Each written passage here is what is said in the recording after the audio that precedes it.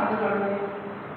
அவர் எருசலேமில் பிரவேசித்து அதன் வழியாக நடந்து போகையில் ஆயிரக்கணருக்கு தலைவரும் ஐஸ்வர்யவானுமாய் இருந்த சக்கரை எண்ணெய்ப்பட்ட ஒரு மனுஷன் இயேசு எப்படிப்பட்டவனோ என்று அவரை பார்க்க வகை தேடினான்.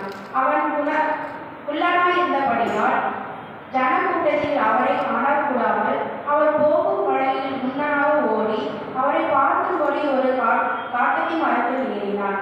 இயேசு அந்த இடத்தில் வந்தபோது அண்ணாந்து பார்த்து அவனை கண்டு, சக்கேயுவே, நீ சீக்கிரமாக இறங்கி வா, இன்றைக்கு நான் உன் வீட்டில் தங்க வேண்டும் என்றார்.